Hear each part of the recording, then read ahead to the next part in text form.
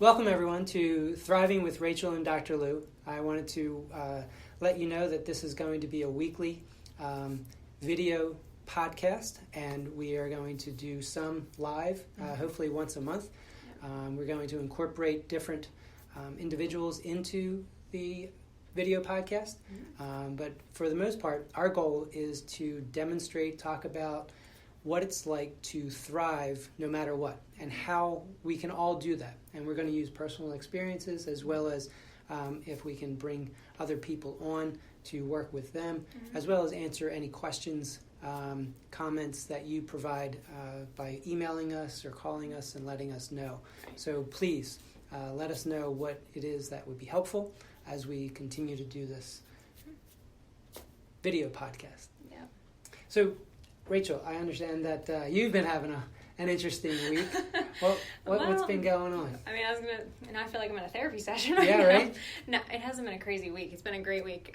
Back to work this week. I just got back from maternity leave last week, and it's just been a week. Let me tell you. I mean, I was driving in today, and I was just in my head. I was just like, nothing was working out today, and I was thinking, I was like spiraling. I don't even know how to explain it. Like I got up and I was, getting up late, loving my cuddles in the morning, and I was taking my time, and I'm like, you don't have to get to work yet because it's, an appointment with yourself. Like you're fine. You can just put it off. And it was like one thing after another. Like I, spilled what she was drinking, and then she was not having, being able to be put down. And then my husband's running around trying to fix things, and then I didn't have any breakfast. And I got off on the road and didn't have any gas. Realized I didn't have my purse. Got to the office. Realized I had chocolate on my dress. Like it was just one thing after another, and I got in here and I was just spinning, and I was talking up front to the people who were already here. I was like, I'm just gonna call it the day. I don't even want to, like, this it's not even 9 o'clock. I'm like, it's not even worth it. It's just one of those days, and I was just about to kind of write it off, and I was like, okay, I just gotta. I'm like still a little bit amped right now. I'm like a little. The energy is a little high. Yeah, I'm very. I think physically it just kind of amps you up, and when I get into those spaces, like I think many of us, it's really hard to just pause and realize, okay, this isn't the day. This is the first 3 hours of your day, right? But I think it's really hard when we don't pause and reflect on that to not just spiral and keep going. Well, that's really important. Right? But first of all, I bet many of you can relate to mornings like that, or experiences like that, or weeks like that. I know I can, right? Mm-hmm. But it's energizing in many ways. Like you feel that physically, right? And so one of the things that's important is that we often respond to our physical sensations. Oh yeah, like I don't feel good, so I want to make it stop. Right. And that was my initial, intent was like, let me just make it stop. So I was going to bail on the day. Because then I could just go home and, watch Grey's Anatomy or something. Right. Like just check out. So the intent is to stop, which is smart. That's something that we need to do. When we're frazzled, when we're spinning like that, one of the things is that we need to stop. But often we don't know how to do that. Right. One thing happens and then another thing happens. And it always happens like that. It always happens like that. It does, when it rains and pours. Yeah. Everybody has those experiences. I know a lot of times when I'm working with clients, they have this perception that therapists have it all together. We don't. We really don't. Oh, that's sweet. But it's something that I think it's really important to recognize that we're all human. We're all in this together. And we all go through different life experiences. And we need to utilize our strengths and our abilities to manage. I gave a talk the other morning at Stetson Middle School, and we talked about how life is about adapting. It's about being flexible. Kind of resilient in a way. By being adaptive and flexible, we can be resilient. Right. And through this whole coronavirus pandemic and all the different things that are going on in this world, 2020 is, if nothing else, it's taught us we have to be flexible and adaptive to manage, because we don't know what's going to happen. Just like you didn't know how that morning was going to happen. You had a plan. I had another plan. I was going to say, I thought I knew. I thought I had it all planned out. Yeah.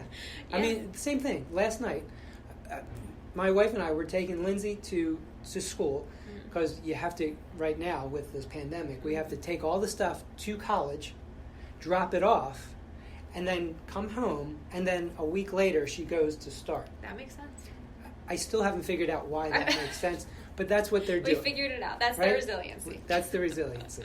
But I don't know how many times I've been to Gwinnett at Mercy, to that area. We have an office up there. So I know how to get there.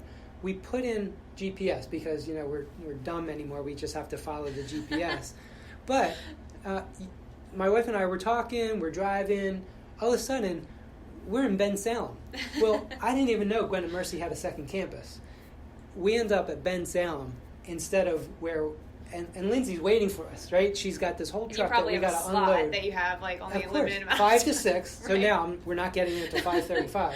Oh my gosh. I mean, things happen, right? But again, we need to be able to pause, as you were pointing out. Take a step back. Yeah.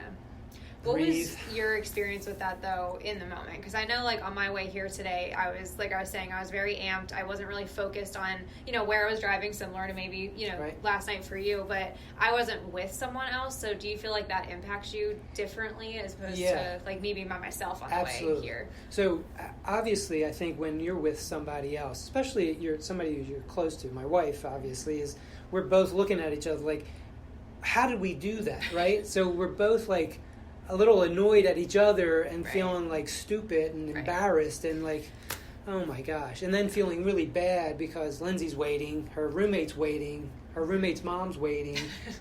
We're all kind of working together here. Yeah. So you feel dumb, right? You feel how could you be so dumb? A lot of self-shaming. So you start beating yourself up, right? Yeah. But you realize that if I do that, that's not helping. Right. Right? I'm still not going to get there till 5:30. It's not going to change anything. True. I just need to turn around. True. Go to the right direction. Yeah. Make sure I'm going in the right direction. Verify this time. And do what I have to do, right? It's part of the adaptation to life. So do you feel like it's just supposed to, you're just supposed to do the next thing? What are the options, right? I can either just do the next thing. I can call it a day and say, forget it, we're going home. Yeah. You're not moving in. Yeah. Yeah. I could just pull over on the side of the road and say, forget it, I'm not moving. True. I guess there's if we looked at it that way, though, it's kind of very black and white. So I either just change it or I don't change it. And that's kind of where I was getting caught up this morning because I kept trying to change it. I kept trying to do the next thing. I was like, oh my gosh, I seriously don't have gas. And I've been on E for 2 days, by the way. So I'm like, I don't think I can press it anymore. So I get to the gas station, don't have money. It just felt like I kept trying to do the next thing. And I think one thing, I don't know, if you guys can relate to this, but I think a lot of times I dismiss the experience that I'm having as opposed to trying to validate myself along the way, which does not need to be a pep talk or anything like that. But I think to a certain degree, we need to be man, that sucks. That wasn't the plan. That's really unfortunate, and that's something I had to kind of do this morning, which, may have worked or not, but to kind of keep myself going, because every time I changed the course and it didn't work the way I had anticipated or planned, I was just pissed again. And it just kind of amped me up again, as if I never really responded to myself before, So I wonder if that also has to be an element. I definitely agree. That shift. Yeah, kind of when we are trying not to worry. Right. Right? We have these thoughts going through our head and we don't want them. Right.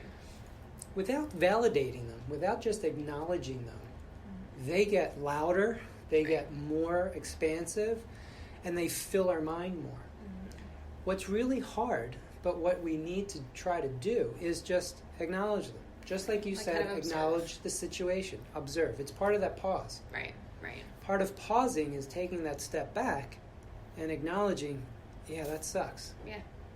Well, I'm really frustrated with myself for this, that, and the other thing. Right. But not say and saying, just get over it and move on. I think that feels dismissive, even though that's ultimately what I want to do. I ultimately want to just stay, that was the morning, and just move forward. But then how do you explain those unresolved feelings? That's still there. It's kind of like if you, I don't know if you've ever gotten into a miscommunication with somebody and then they immediately they tell you what they really meant, but you're still mad, You're even still though focused on even though this. you know that's Right. nothing to be mad about, because you had an experience with what Right. you thought, right? And that's not going anywhere, even if they correct themselves or you learn, Right. So it's that's still part there. of that physiological stuff, Right, right? it's still that there. adrenaline's still going. Right. So how do in our mind we might try to slow it down, but Right. our body also has to slow It has to down. catch up. Yeah. And it's not as quick as just a quick behavior change. It's still there, which is why, by the time I got to the gas station, I was ready to throw in the towel because it felt like all these other things had happened that I didn't address yet. So even though I moved on and changed my behavior, the feelings were still there. I was still unsettled, if you will, regardless of what I was doing and regardless if something worked out. It's almost like I didn't notice anything that did work out. I didn't even notice how beautiful it was outside until I started walking, Beautiful day. In the parking Great lot. day. And I'm like, wow, had I maybe put my windows down, kind of grounded myself that way, I could have sunk into that a little bit and really engaged in a different physical sensation, but I didn't. And I think that's a big part of it that contributed to my morning and how it played out, which got me to a really tough point. Even just 2 seconds before sitting down here, I was just like, oh my gosh, I what am I even going to say today? I was like, this is going to suck. This is, our first one, and this is what it's going to be. Seriously. Right. But then, where's the mindset take you? Not where you want it to go. Right. And I think that's a really important piece too, is that we need to notice what we want. Right. How do we want to show up each day? How do we want to respond to those kinds of situations, or any situation, any day? Part of thriving no matter what means that you can have a bad day, you can be sad, you can be frustrated, and still thrive. Right. I think too often we get into that black and white thinking that if we're down or if we're frustrated or things aren't working out, we're not thriving. Right. It doesn't have to be either or. Right. You actually taught me that. I used to think of things very linear. Thriving is cyclical, and it's up and down. Right. We can have a bad day because spilling something on you sucks. It's Especially annoying. more than once. Going the wrong direction is frustrating, Yeah. right? Running out of gas or being on E or being late, any one of those things that all of us experience is frustrating. It's annoying. It makes us feel dumb. It makes us feel bad. Right. It's okay, right? I think you always have pointed out there's a difference between being okay and feeling okay. Which I hate. I hate it. When the moment I realized that, it was not fun.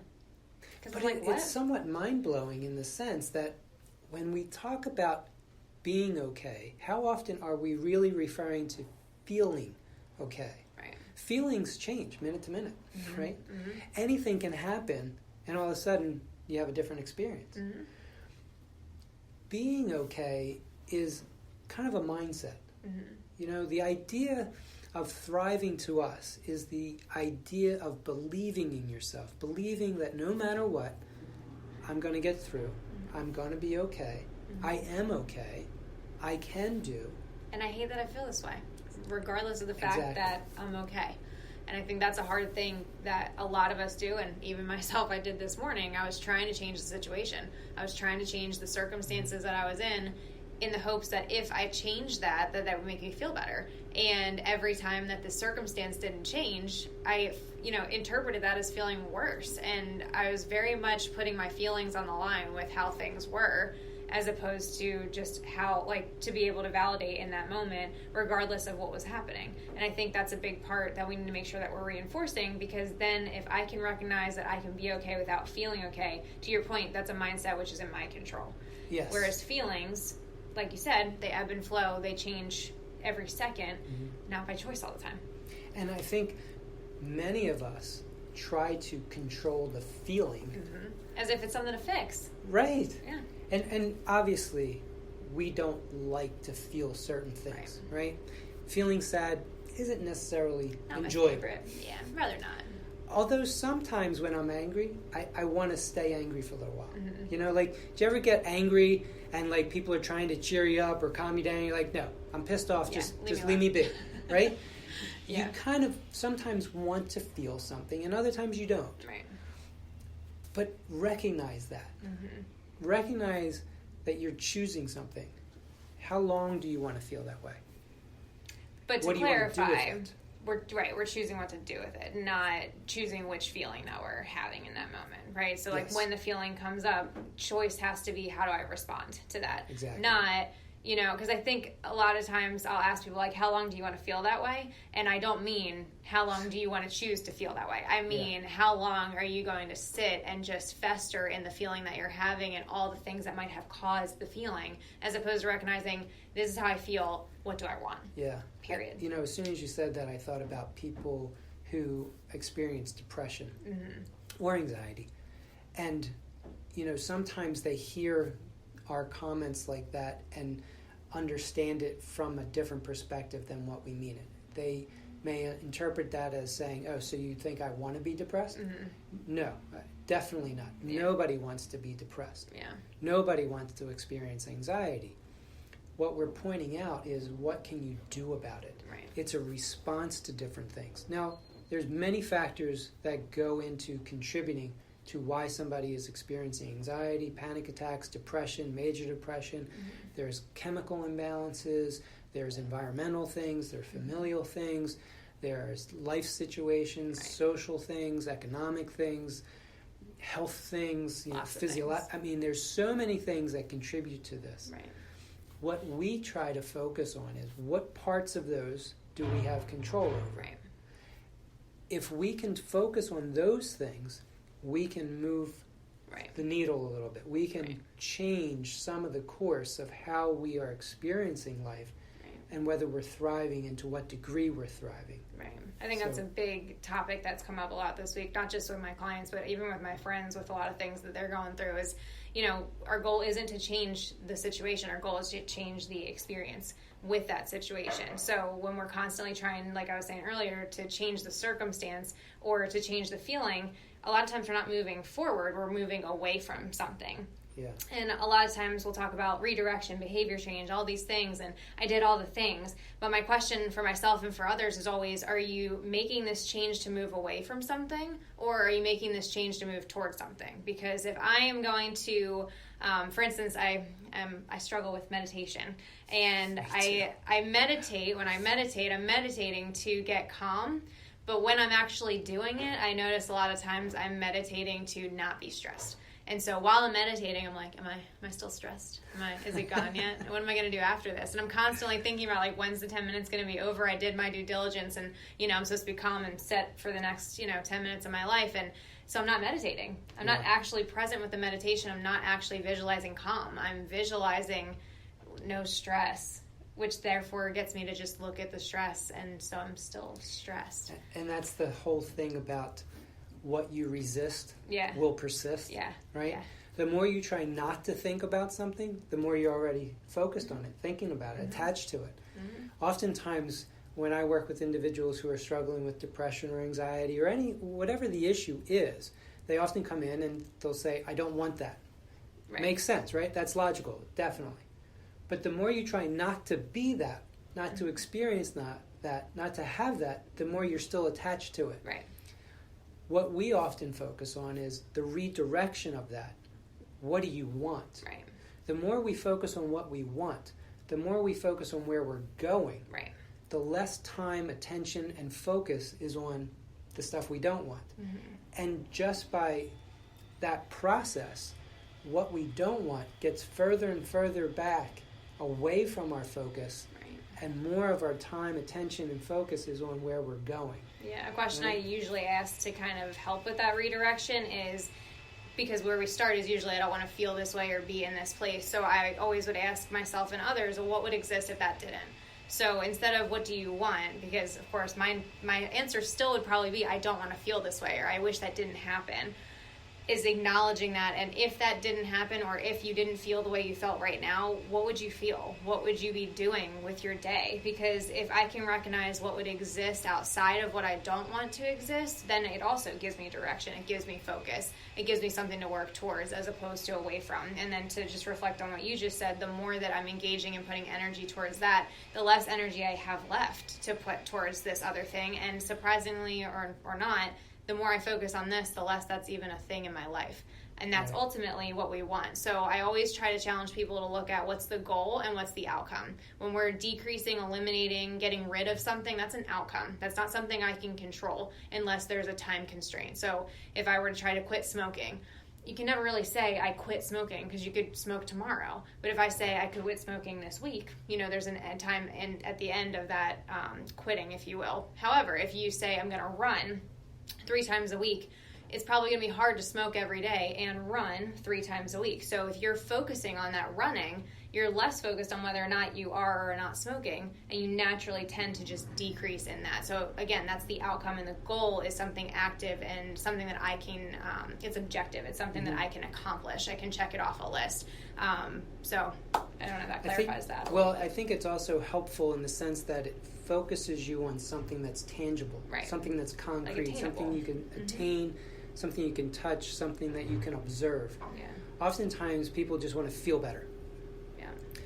What does that mean, right? What would that look like? If you were feeling better, if you were thriving, what would you be doing? What would your day look like? What would you be saying to others? What would you be thinking about? Those are the things that you want to be focusing on changing, because that's something that's concrete, something that you can observe, something you can describe, right? If we just talk about these abstracts of how we feel without really putting it into descriptive words and actions, it's very hard to say whether we achieve it or not. Right, like how do you know you got there? Yeah. So I think it's important to do a couple things, as we've been talking about. Take a pause. Part of pausing, taking a step back, is to validate, notice what the experience is. And not validate like Google. If you read on Google, it'll say, oh, it's okay, it'll get better, things we don't believe. Validating, what we mean by validating, is meeting yourself where you are. So what are you experiencing, and then how are you experiencing that? So this is what just happened, and I hate that it happened. Yeah. That sucks that happened. So what you truly are experiencing, not what your shoulds are saying to you. So pausing, validating. And then being able to recognize, is this where I want to be? Right. Focusing a little bit on what's within my control, trying to identify what I want and how can I get there, and then making that the plan.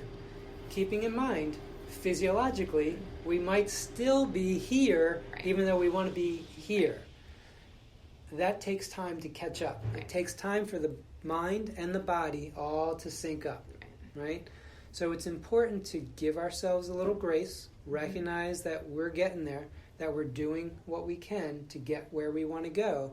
And as time goes on, as we practice these things, that time lapse kind of gets shorter and shorter. We sync up a little bit quicker. It can. And I think one thing to pay attention to, even though it'll get fewer and farther between, is that any type of change is always going to be uncomfortable, because your brain doesn't like change. Our brain is naturally lazy in nature. It doesn't like to do things that are different, even if the different is perceivably better. So, like, for instance, if you've ever been, watching TV and you're cold, and there's a blanket that's, like, right across the room, it would take 2 seconds to get it and sit back down. How many of us would just sit through 10 more episodes of Netflix and not get up to get that blanket because we don't feel like it? We don't want to lose our comfy spot on the couch or the warmth that we have now. We'd rather just be cold. And it's something that we need to pay attention to, that change and the discomfort that comes with that change is not indicative of whether or not the change is a good thing. I think a lot of times we tend to think that the way we feel dictates whether or not what we're doing is right or wrong. And to pay attention to the fact that change isn't right or wrong, and the feeling that comes with that isn't indicative of whether it's right or wrong. That change is always going to have some level of discomfort, even like with, vacation. I mean, I love going on vacation, but who likes the packing process? And I'm always anxious of, am I going to remember everything? And what if I can't buy this when I get there? And so the before part, that transition is never fun. And I don't think anybody thinks it's fun coming back from vacation either. Definitely not. But that, the transition either way is there's a level of discomfort. I think going to vacation, though, the visual is a really good one. A visual that I can't wait till I get there. So you kind of bulldoze over this other part that's uncomfortable. Yeah, but when we're transitioning from where we don't want to be and have been maybe for a long time to somewhere that we think we want to be, that's going to be uncomfortable. And even though it will be fewer and farther in between as far as how severe or intense those emotions are, we have to be mindful of the fact that that is something to expect, not to be negative, but that's just the reality of change. And that's how the human brain will respond, not the anxious brain, the depressed brain, the overwhelmed brain. It's the human brain doesn't like change. And that's something really important to make sure we're aware of ahead of time. Definitely. So we know what to expect.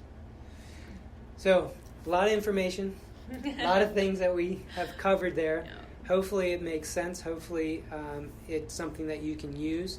If you have any questions, though, definitely let us know either through, this is going to be posted on YouTube for the full channel. You can also leave questions or comments through our Facebook page, where we're always going to have a little snippet of what to expect.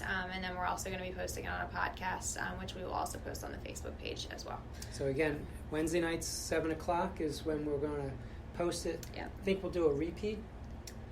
Yeah, that might make sense. Maybe on a Sunday, just in case we missed it. Just in case you missed. Yeah. We'll try to give you a preview of what the next week is. So earlier in the week for questions, the better. That will make sure we have that advertised ahead of time so that you are aware of that. And then we're shooting to do live once a month at the end of the month, hopefully. Yeah. So, yeah. Well, thanks for joining us. Hope to see you again next time. And we'll see you next week.